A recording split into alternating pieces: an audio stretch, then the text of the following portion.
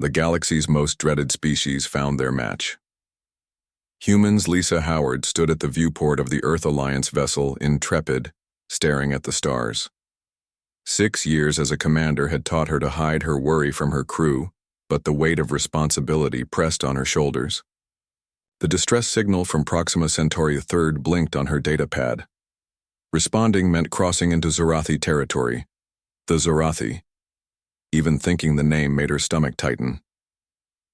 Earth had only been part of the galactic community for 15 years, but every allied species had warned them about the Zorathi. These tall insect-like beings had conquered 3 spiral arms of the galaxy. Their technology was beyond anything humans had seen. Their warships could destroy planets. Their soldiers fought without fear or mercy. "Commander, we're approaching the border," said Paul Garcia, his voice pulling her from her thoughts. Garcia was the best science officer in the fleet, but even he couldn't hide his nervousness. "Understood. Yellow alert," Lisa said. Her voice remained calm despite her racing heart. "All departments, status report." One by one, her crew confirmed they were ready. The Intrepid wasn't a warship. It was an exploration vessel with limited weapons, but the people at the research station needed help, and no one else was close enough to respond. Crossing into Zorathi. "Space in 3 minutes," announced the pilot Jack Wilson. "Send a message to Earth Command. Tell them we're responding to the distress call and will exit Zorathi territory as soon as possible," Lisa ordered. The communications officer, Maria Reyes, nodded. "Message sent, Commander." The minutes ticked by in silence. The Intrepid slipped across the invisible border into forbidden space.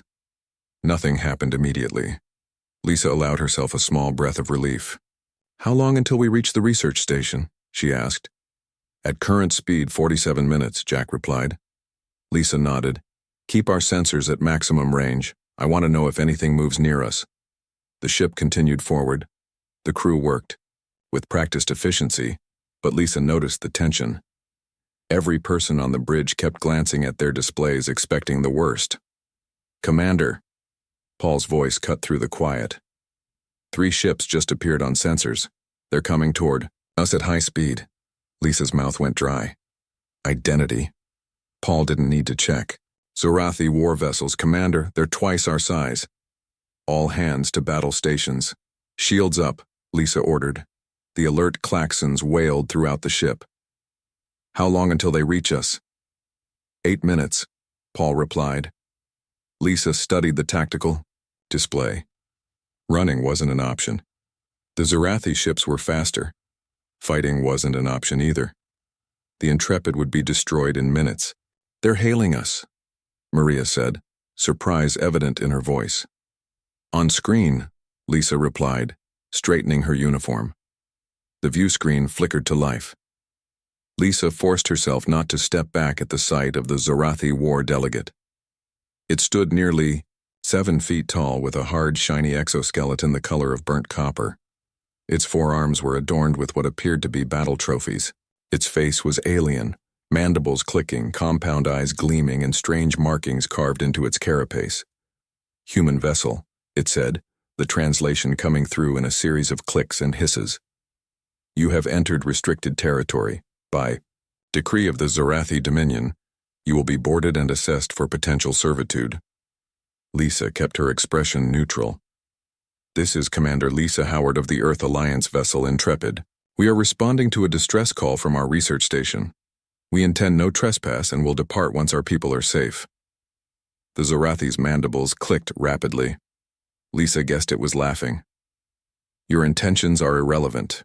Your vessel will be boarded. Your crew will be evaluated. The strong will serve. The weak will be disposed of. This is the way of the Zorathi." Lisa felt a flash of anger replace her fear. "We're on a rescue mission. We have no quarrel with the Zorathi. All species are potential servants to the Zorathi," the alien replied. "Prepare to be boarded in 6 minutes. Resistance is inadvisable." The screen went dark. "Options?" Lisa asked, looking around at her senior officers. "We can't outrun them," Jack said. "Our weapons wouldn't even dent their shields," added the tactical. "Officer Olivia Martinez," Paul spoke up. Commander, I've been analyzing their approach pattern. They're moving to surround us, but there's a gap in their formation. If we diverted all power to the engines, we might be able to slip through and reach the asteroid belt in the nearby system. The asteroids would mask our signature, Olivia agreed. Lisa nodded. Do it. And send a message to the research station. Tell them we're delayed but still coming. As the crew rushed to follow her orders, Lisa's executive officer, Steve Collins, moved closer to her. Do you think we can make it? He asked quietly. We have to, Lisa replied. I'm not letting this crew become slaves or worse. The Intrepid changed course, engines straining as they pushed to maximum power. For a moment it seemed like they might escape. Then alarms blared across the bridge. They're firing! Olivia shouted. The ship rocked from the impact. Lights flickered, and panels sparked. Shields down to 60%, Paul reported. One more hit like that and we're in trouble. Lisa gripped the arms of her command chair. Evasive maneuvers. Pattern Delta. The Intrepid twisted and turned, but the Zorathi ship stayed with them easily. Another hit rocked the ship. Shields at 30%, Paul called out. They're herding us away from the asteroid belt. Lisa knew they couldn't win this fight, but humans had always been good at finding unexpected solutions. Olivia, target their lead vessel's sensors with everything we've got. Jack, the moment their sensors flicker, take us into the nearest sun's coronosphere. The crew looked at her in shock. The coronosphere? Jack questioned. Commander, our shields can't handle that kind of heat for more than a minute. Neither can theirs, Lisa replied. And we'll be expecting it. They won't. It was a desperate plan. But Lisa had studied Earth's history. Humans had always survived against overwhelming odds because they did the unexpected. The Zorathi had conquered dozens of species, but they had never encountered humans before. Firing on their sensors, Olivia announced. The Intrepid's weapons lashed out, focusing all their power on a single point on the lead Zorathi ship. For a second, nothing happened. Then Paul shouted, Their sensor array is fluctuating. Now, Lisa ordered.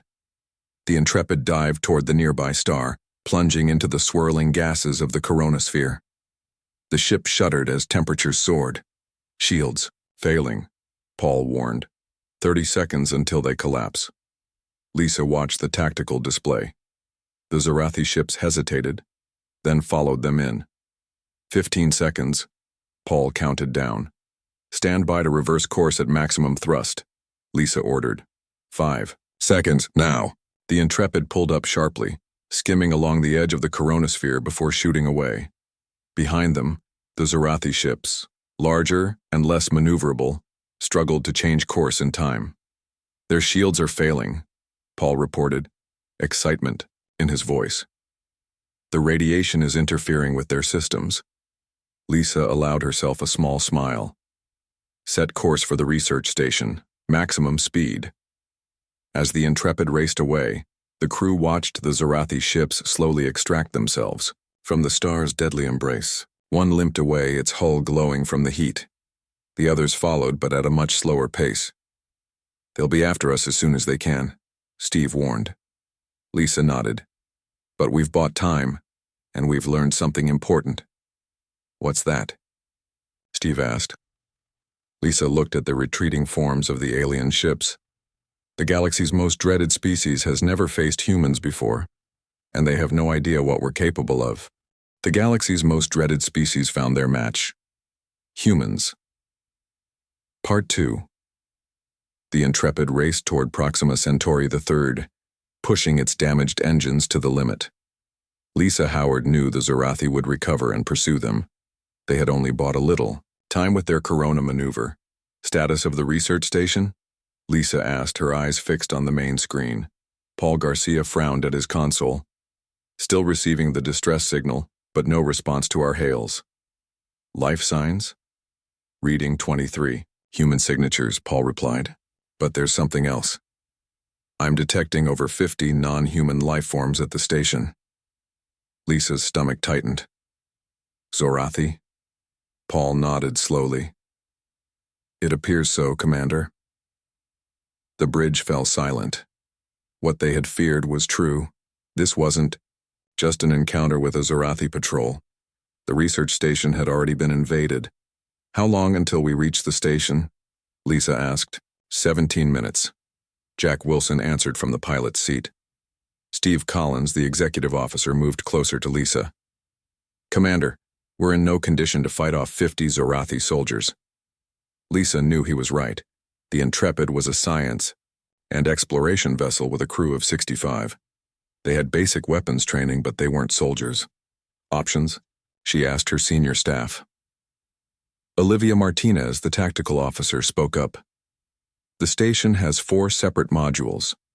Most of the human life signs are in the main laboratory.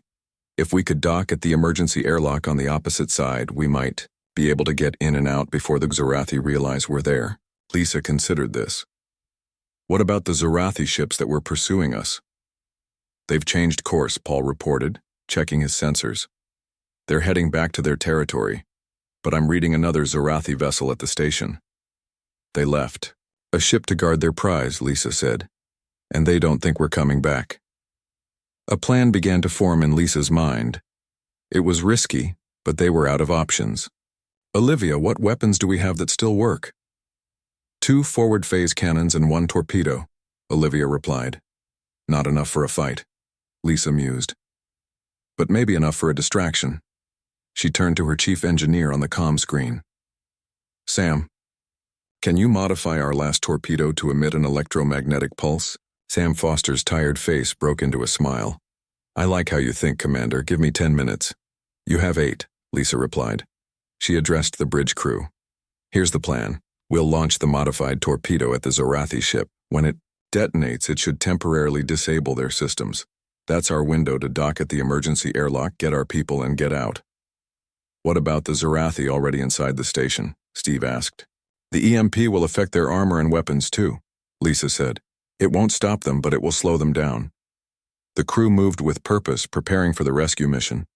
Lisa called up the station schematics, studying the fastest route from the emergency airlock to the main laboratory. I'll lead the rescue team, she decided. Steve, you have the bridge. Olivia, Paul, you're with me. And we need 4 security officers. Lisa went to her quarters to put on a tactical vest. As she checked her phaser, she caught her reflection in the mirror. The face that looked back at her was tired but determined. 6 years of peaceful exploration hadn't prepared her for this, but her training had. And more than that, the long history of humanity had prepared her species for facing impossible odds. When she returned to the bridge, Sam was waiting with the modified torpedo. It's ready, Commander, he said. The EMP should knock out their systems for about 5 minutes. After that, they'll start to recover. 5 minutes, Lisa repeated. That's not much time. It's all we've got, Sam replied with a shrug. The Intrepid approached Proxima Centauri III, staying close to the planet's moon to hide their signature. When they rounded the moon, they saw the research station, and the Zorathi vessel docked to it. Final checks, Lisa ordered. Rescue team to the transporter room. As she headed for the door, Steve called after her. Commander, good luck. Lisa nodded. Have the engines ready. When we get back, we'll need to leave fast. In the transporter room, Lisa met with her team, Olivia, Paul, and 4 security officers. They all wore tactical vests and carried phasers. Set phasers to heavy stun, Lisa instructed. Our mission is to rescue our people, not to engage the enemy unless absolutely necessary. The team acknowledged her orders. Bridge to Commander Howard. Steve's voice came through the comm. We're in position and ready to launch the torpedo. Understood, Lisa replied. Fire when ready. There was a moment of tense silence. Then the ship shuddered slightly as the torpedo launched. Torpedo away, Steve reported. Impact in 3, 2, 1. A flash of light lit up the view screen as the torpedo detonated near the Zorathi ship. The alien vessel's lights flickered and went out. Direct hit, Steve announced. Their systems are down. Docking at emergency airlock now. The Intrepid moved, swiftly, extending its docking tube to the station's emergency airlock. When the green light indicated a secure connection, Lisa nodded to her team. Let's move. We have less than 5 minutes. They rushed through the airlock into the dark station. Emergency lights cast a red glow over the corridors. The air smelled strange, a mix of human scents and something alien like burnt copper and ammonia. Life signs, Lisa asked Paul, who carried a portable scanner. Main laboratory, just as we thought, Paul confirmed. This way. They moved quickly. Through the corridors, phasers ready. At an intersection, they encountered their first Zorathi. The alien soldier was much more intimidating up close, nearly 7 feet tall with 4 arms now hanging limp at its sides. Its armor was dark, the power indicators off. The EMP had worked, but as they watched, lights on the Zorathi's armor began to flicker. They're recovering faster than we thought, Olivia warned. Keep moving, Lisa ordered. They reached the laboratory door. It was sealed shut. Dr. Allen, Lisa called through the door. This is Commander Howard from the Intrepid. We're here to rescue you, a cautious voice responded. Commander? Thank God. The Zorathi have the station. They're everywhere. We've temporarily disabled them, Lisa explained. Can you open the door? It's locked from the outside, Dr. Allen replied. They're keeping us contained. Olivia stepped forward with a small device. I can bypass it. While she worked, Lisa checked her watch. 3 minutes left. The door slid open with a hiss. Inside, 23 scientists looked back at them, faces pale with fear and hope. We need to move now, Lisa told them. Stay together and follow us. As they started back toward the airlock, Paul's scanner beeped a warning. Commander, the Zorathi systems are rebooting, and the ones in the corridor ahead are moving again. Lisa made a quick decision. Alternative route, through the hydroponic bay.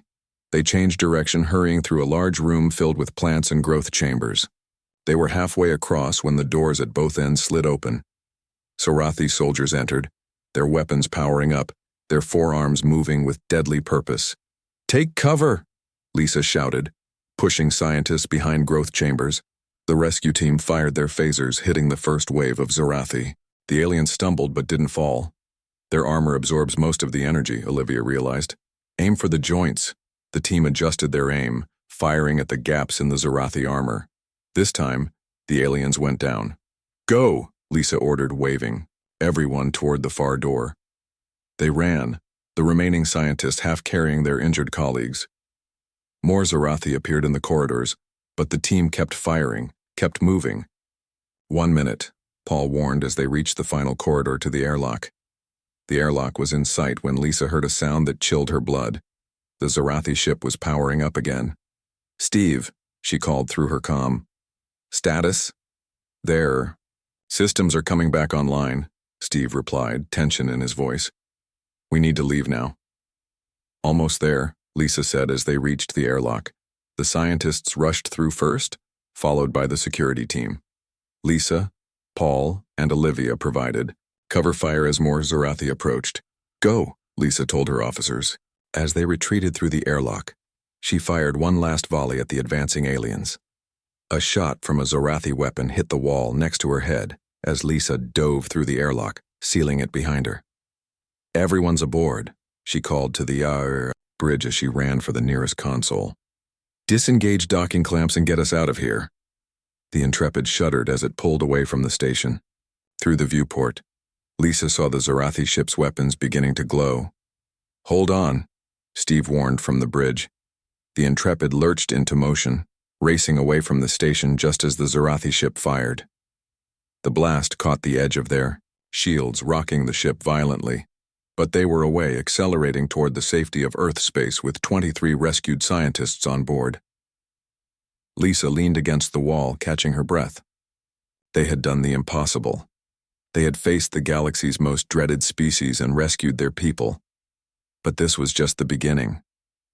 The Zorathi now knew that humans wouldn't be easily conquered, and humanity was about to learn just what it meant to be at war with the most feared species in the galaxy. The galaxy's most dreaded species found their match, humans. Part 3-2. Weeks after the rescue mission, Lisa Howard stood in the large conference room at Earth Alliance headquarters. The room was filled with military officers, scientists, and government officials. On the main screen was an image of a Zorathi warship. "Commander Howard," said Admiral William Gray, "your report states that you not only entered Zorathi space but engaged with their forces and escaped. No other species has done this before?" Lisa nodded. "Yes, sir. We had no choice but to rescue our people, and in doing so you've triggered what might become an interstellar war," said a stern-faced politician Lisa didn't recognize. Admiral Gray raised his hand to stop further accusations. "What's done is done. The Zorathi have already attacked 3 of our outer colonies. We need to understand our enemy if we hope to defend against them." Dr. Allen, the lead scientist Lisa had rescued, stood up. "The Zorathi kept us alive because they wanted information about humans. They seemed particularly interested in our biology and our history of warfare." "Did you tell them anything?" asked the Admiral. "Only what they could learn from public databases," Dr. Allen replied. "But something strange happened during their questioning. When they learned about Earth's history, our constant wars, our survival despite numerous extinction-level events, our ability to live in nearly any environment, they seemed concerned." Lisa thought back to her encounter with the Zorathi. Their entire empire is built on the belief that they are superior to all other life forms. The idea that humans might present a real challenge doesn't fit their worldview. Admiral Gray nodded. "And that gives us an advantage. Commander Howard, because of your experience with the Zorathi, you're being given command of our newest ship, the Defender. Your mission will be to gather intelligence on Zorathi technology and search for potential weaknesses." Lisa was surprised. "Sir, I'm an explorer, not a military commander." "Which is exactly why you're perfect for this mission," the Admiral replied. "We don't need someone who thinks like a soldier. We need someone who can think differently, like you did with that modified torpedo." 3 days later, Lisa stood on the bridge of the Defender. The ship was larger than the Intrepid, with better weapons and stronger shields. Many of her original crew had volunteered to join her, including Paul Garcia, Olivia Martinez, and Sam Foster. "All systems ready, Commander," Steve Collins reported from his new position as first officer. "Set course for the Arcturus system," Lisa ordered. "Long-range sensors detected Zorathi activity there yesterday." As the Defender moved away from Earth, Lisa studied the information they had gathered about the Zorathi. Despite their technological advantages, the aliens had weaknesses. Their ships were powerful but not very maneuverable. Their tactics were effective but predictable. They had conquered many worlds, but they had never faced a species that evolved on a planet as dangerous as Earth. In the Arcturus system, the Defender hid behind a large moon scanning for Zorathi ships. They didn't have to wait long. 3 Zorathi vessels detected, Paul announced. They appear to be mining ships with a single warship as escort. Lisa leaned forward. "Are they in range of our new long-range scanners?" Paul nodded. "Yes, Commander. Beginning detailed scan now." For the next hour, they gathered valuable data on Zorathi ship designs, energy signatures, and communication patterns. Then Paul made an interesting discovery. "Commander, I'm detecting an unusual radiation pattern from the mining ships. It matches some readings we took at the research station." Lisa moved to his station. "Can you identify it?" "It appears to be a byproduct of their energy production," Paul explained. "The Zorathi use crystals to power their technology, similar to our dilithium crystals but much more advanced." Sam Foster, who had been listening, joined them. "If we could disrupt those crystals somehow, we might be able to disable their ships without destroying them." "How would we do that?" Lisa asked. Sam thought for a moment. "We need to study one of their crystals up close." Lisa looked at the Zorathi ships on the screen. "Which means we need to get aboard one of their vessels." The plan they developed was daring. The Defender would use a modified version of Sam's EMP torpedo to disable the Zorathi warship. While the warship was recovering, a small team would board one of the mining vessels, locate a power crystal, and return to the Defender before the warship's systems came back online. "This is incredibly risky," Steve warned. "Yes," Lisa agreed. "But if we succeed, we might find a way to level the playing field against the Zorathi." Lisa selected her team. Herself, Sam to analyze the crystal, and 2 security officers. They put on spacesuits designed to shield them from detection. The EMP will disable their internal sensors for approximately 7 minutes, Sam explained. That's how long we have to get in, find a crystal, and get out. Then we don't waste a second, Lisa said. Is everyone ready? The team nodded. Launch the torpedo, Lisa ordered. The modified EMP torpedo shot toward the Zorathi warship. When it detonated, the alien ship's lights flickered and went dark. Now, Lisa ordered. Their shuttle launched from the Defender, racing toward the nearest mining ship. They docked at an exterior maintenance hatch, and Sam quickly bypassed the lock inside. The mining ship was dim, lit only by emergency lights. The halls were wider and taller than human ships, designed for the larger Zorathi. This way, Sam whispered, following readings on his scanner. The main power distribution center should be ahead. They moved quickly, encountering no resistance. The few Zorathi crew they saw were struggling with their disabled equipment, paying no attention to the small team of humans. The power distribution center was a large room filled with glowing crystals set into complex machinery. Sam moved to a small crystal separate from the others. This is a backup power module, he explained. We can take it without shutting down their main systems. As Sam carefully removed the crystal, Lisa checked her watch. 4 minutes left. They started back toward their shuttle, moving as fast as they dared. They were halfway there when alarms began to sound. The warship is recovering faster than we expected, Lisa realized. Run! They sprinted through the corridors, no longer caring about stealth. As they rounded the final corner to their docking point, 2 Zorathi appeared ahead of them.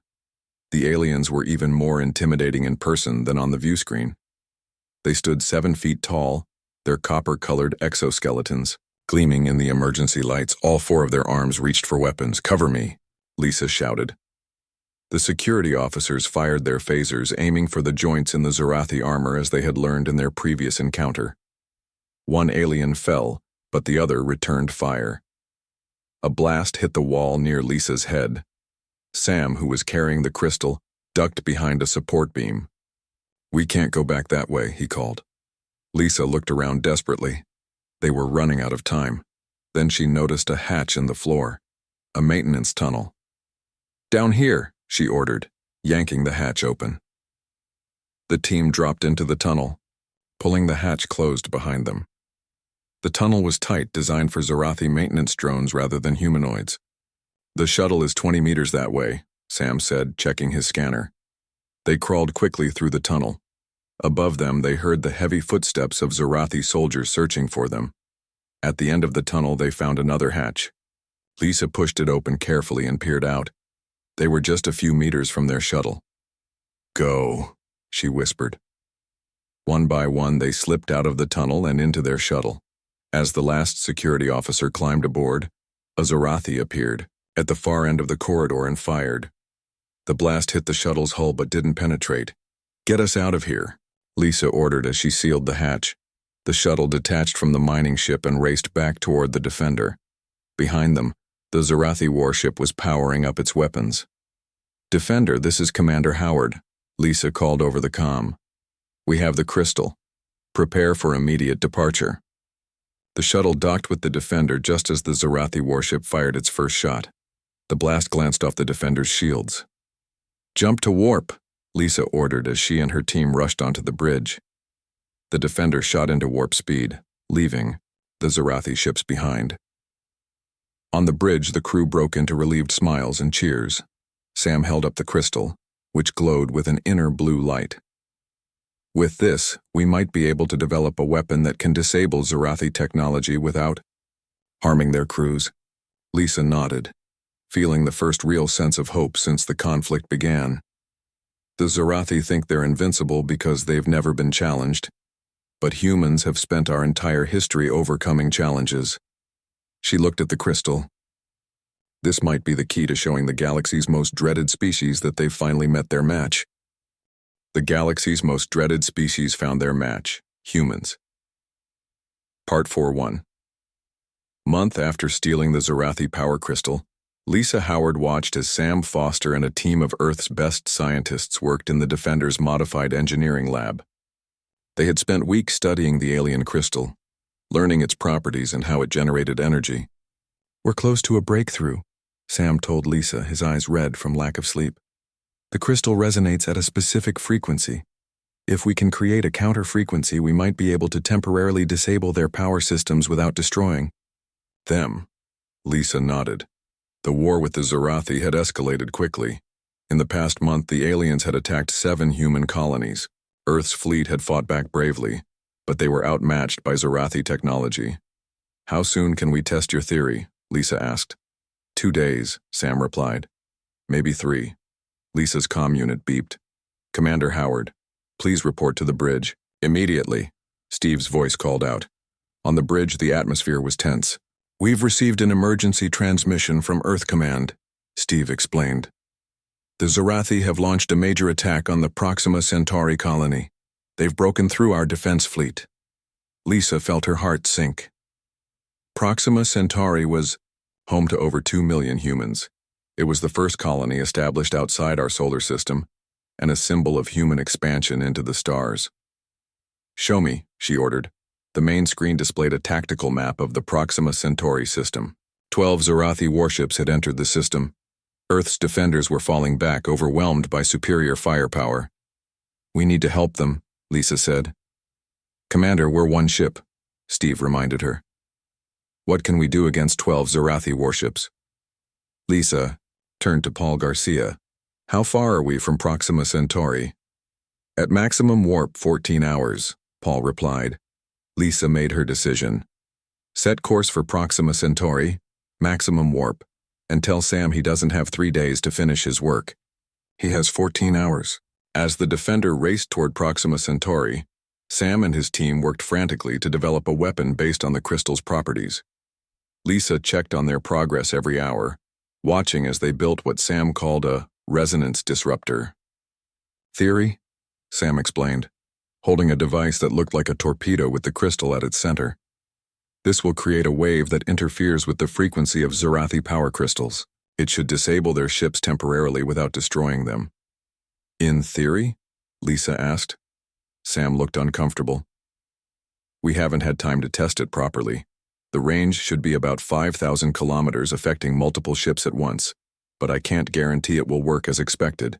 It's the best chance we have, Lisa said, placing a hand on his shoulder. Good work, Sam. 2 hours before they reached Proxima Centauri, Lisa called her senior officers to the bridge. The situation has worsened, she told them, displaying the latest reports. The Zarathi have landed troops in the main colony. Our ground forces are fighting back, but they're outnumbered. What's our plan? Olivia Martinez asked. We'll deploy Sam's resonance disruptor against the Zarathi fleet, Lisa explained. If it works, it should give our forces time to evacuate as many colonists as possible. And if it doesn't work? Steve asked quietly. Lisa met his eyes. Then we do whatever we can to buy those colonists time. When they dropped out of warp at Proxima Centauri, the scene that greeted them was worse than they had feared. The colony's orbital defenses were destroyed. 3 Earth ships drifted, disabled. The Zarathi fleet orbited the planet, their weapons periodically firing at targets on the surface. They haven't seen us yet, Paul reported. We came in behind, the planet's moon. Lisa studied the tactical display. We'll wait until we're in optimal position, then launch the disruptor and follow it with conventional weapons. If the disruptor works, the Zarathi ships should be vulnerable for a short time. How short? Olivia asked. Sam estimates 3 to 5 minutes, Lisa replied. Not long, but hopefully enough. They moved the Defender carefully around the moon, staying in its shadow. When they reached the optimal position, Lisa gave the order. Launch the resonance disruptor. The device shot from the Defender toward the center of the Zarathi fleet. For several seconds, nothing happened. Then a wave of blue energy spread outward from the disruptor, washing over the Zarathi ships. One by one, the alien vessels went dark, their lights flickering out, their weapons powering down. It worked, Paul exclaimed. For now, Lisa reminded him. Olivia, target their weapon systems. Fire everything we've got. The Defender moved in, firing phasers and torpedoes at the disabled Zarathi ships. With their shields down, the alien vessels were vulnerable. The Earthship sliced through the fleet, causing damage but not destroying them outright. "Commander," Steve called out, "I'm picking up transmissions from the surface. Our ground forces are reporting that Zorathi troops are suddenly disorganized. Their weapons and armor seem to be malfunctioning." Lisa realized what had happened. The resonance wave affected their personal equipment too. "Earth Command is hailing us," Paul announced. Admiral Gray's face appeared on the screen. "Commander Howard, whatever you just did has given us an opening. We're sending reinforcements, but they won't arrive for another hour. Can you keep the Zorathi ships disabled until then?" "The effect won't last, Admiral," Lisa replied. 3 to 5 minutes at most. But we've learned something important. Their personal equipment uses the same power source as their ships." "That could change everything," the Admiral said. "We need you to transmit the specifications for your device immediately." As Lisa sent the data, alarms sounded across the bridge. "The Zorathi ships are powering up again," Paul warned. "Evasive maneuvers," Lisa ordered. "We've done what we came to do." The Defender twisted away as the first Zorathi ship reactivated its weapons. A blast struck their shields, knocking several crew members off their feet. "Shields at 60%, Paul reported. More Zorathi ships were coming back online. The Defender couldn't fight them all. "Set course for the far side of the planet," Lisa ordered. "We'll use it for cover until—" She was interrupted by a massive explosion. One of the Zorathi ships had erupted in flames. "What happened?" Lisa demanded. Paul checked his sensors. "Internal explosion. Their power system appears to have overloaded." As they watched, 2 more Zorathi ships exploded. The others began to retreat, moving away from the planet. "The resonance disruptor must have damaged their power crystals," Sam said, having rushed to the bridge. When they tried to restart, the crystals became unstable. Lisa felt a complex mix of emotions. They had found a way to fight back against the Zorathi, but at a terrible cost.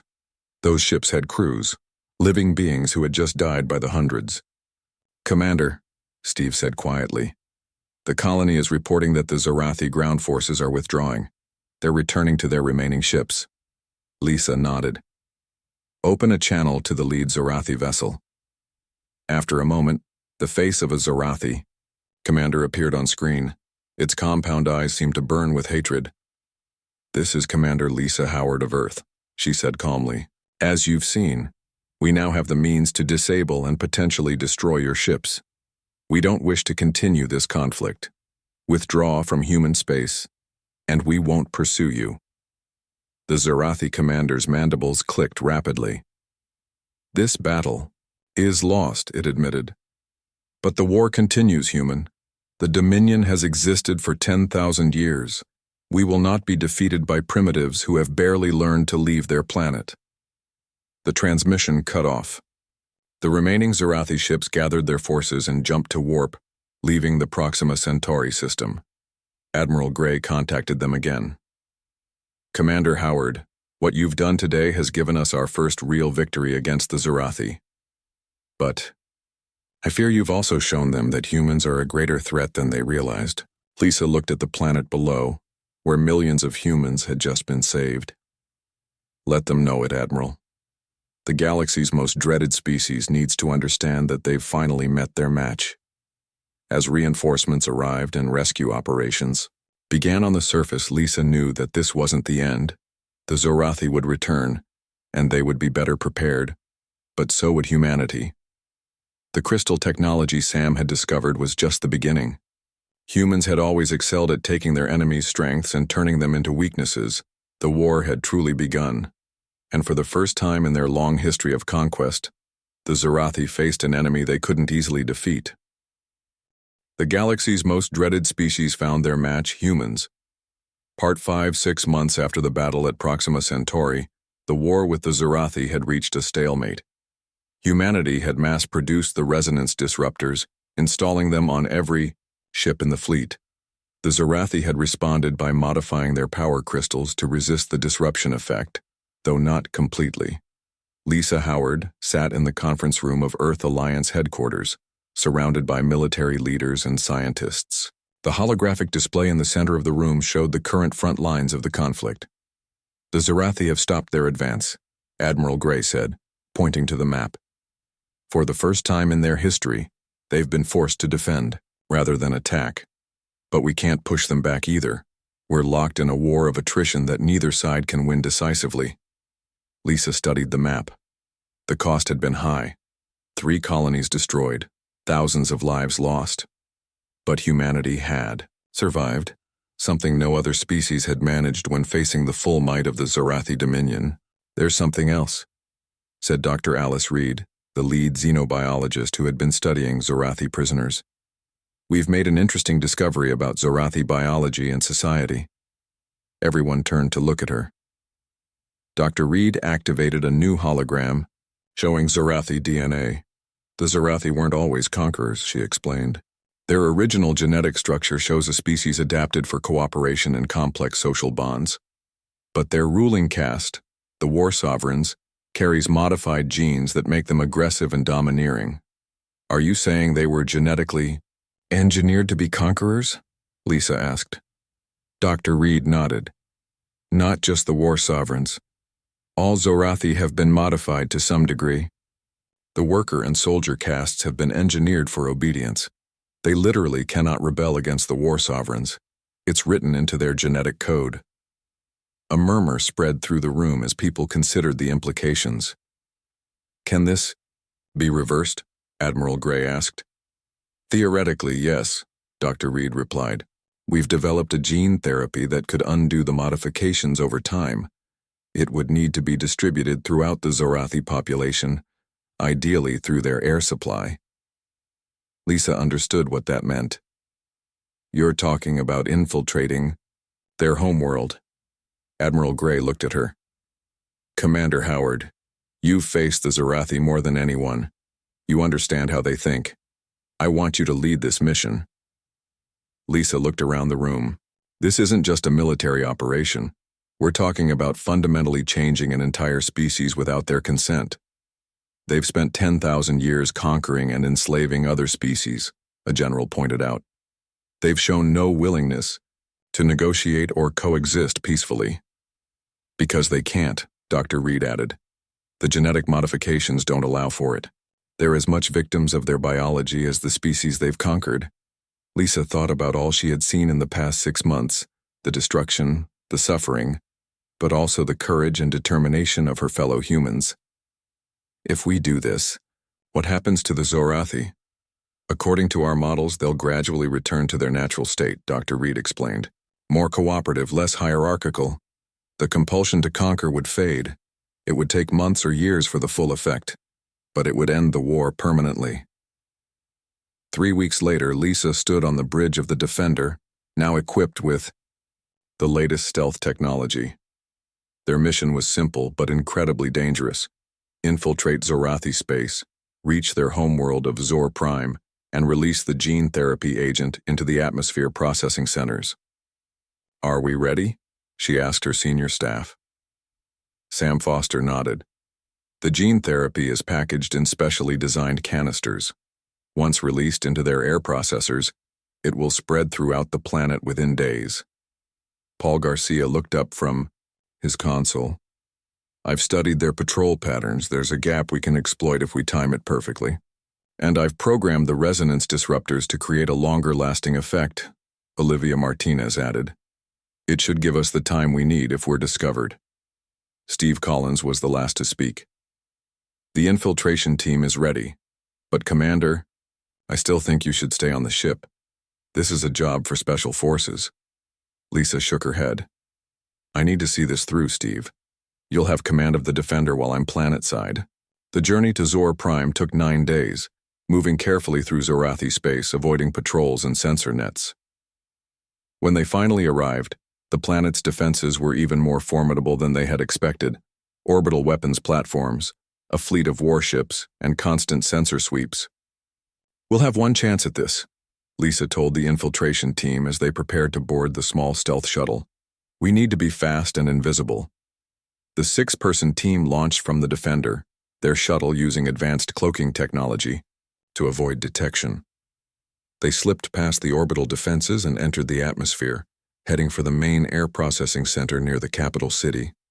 Landing in a remote area, They donned disguise suits that would make them appear as Zorathi, worker drones from a distance. Lisa led them through the outskirts of the city, amazed by the alien architecture, towering crystalline structures that reached into the sky. "Stay close," she whispered as they approached the massive air processing facility. "According to our intelligence, the main input chamber is on the lower level." They entered through a maintenance tunnel, encountering few Zorathi workers who paid little attention to what they assumed were fellow drones. The facility was enormous, with vast chambers where the planet's air was filtered and processed before being distributed to the population. "This is it," Sam said when they reached a large chamber with massive intake fans. "The canisters need to be placed there, and there." He pointed to 3 different positions around the chamber. As they moved to place the canisters, an alarm suddenly blared through the facility. "We've been detected," Olivia warned, checking her scanner. "Security forces are converging on our position." "Place the canisters now," Lisa ordered. "We need at least 2 of them to succeed." The team rushed to position the devices. Lisa had just secured the first canister when a squad of Zorathi soldiers burst into the chamber. "Complete the mission," she shouted to her team as she drew her weapon and fired at the soldiers, forcing them to take cover. A firefight erupted in the chamber. One of the team fell, hit by Zorathi fire. Sam and another officer managed to place their canisters while Olivia and the remaining officer provided covering fire. "The canisters are set," Sam called. 2 minutes until they activate." Lisa nodded. "Fall back to the extraction point." They fought their way back through the facility, but more Zorathi forces were closing in. Lisa took a hit to her arm, but kept moving. When they reached the exit, only 4 of them remained. "The shuttle is 300 meters away," Olivia said, checking the tracker. "We can make it if we run." They sprinted across the open ground, Zorathi weapons fire chasing them. The shuttle came into view, its engines already running. As they ran up the ramp, Lisa looked back at the processing facility. A fine mist was beginning to emerge from the ventilation systems, the gene therapy agent being released into the air. "We did it," she said as the shuttle lifted off. "Whether it works or not, we've given it our best shot." The shuttle rejoined the Defender, which immediately jumped to warp, racing away from Zor Prime before the planet's defenses could respond. In the medical bay, Lisa had her wound treated while waiting for news from Earth. 3 days later, they received a transmission from Admiral Gray.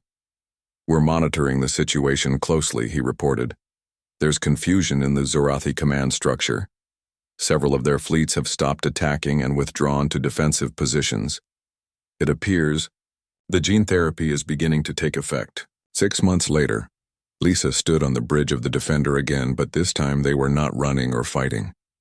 The ship was serving as the neutral meeting ground for the first peace talks between humans and Zorathi. The Zorathi representative, who came aboard, was not a war sovereign but a newly emerged dialogue sovereign, a position that hadn't existed in their society for millennia. "We are still the Zorathi," the alien explained, its voice softer and less threatening than any Lisa had heard before. "But we are becoming what we once were, before the genetic modifications. We remember our history of conquest, and we must atone for it." "And the other species you've conquered?" Lisa asked. "We are withdrawing our forces from all occupied worlds," the dialogue sovereign replied. "It will take time to undo 10,000 years of empire, but we have begun the process." Later, as Lisa watched the Zorathi ship depart peacefully, Steve joined her at the viewport. Lisa shook her head. "We didn't win through superior firepower or better tactics. We won because we understood something the Zorathi didn't." "What's that?" Steve asked. "That true strength isn't about domination," Lisa replied. "It's about adaptation, cooperation, and seeing beyond the battlefield. Humans survived on Earth not because we were the strongest species, but because we could change and work together." As the Defender set course for Earth, Lisa thought about how the galaxy had changed. The Zorathi, once the most dreaded species, had indeed found their match in humans. Not because humans were better warriors, but because they understood that The greatest victories didn't come from destruction, but from transformation. And perhaps that was Humani.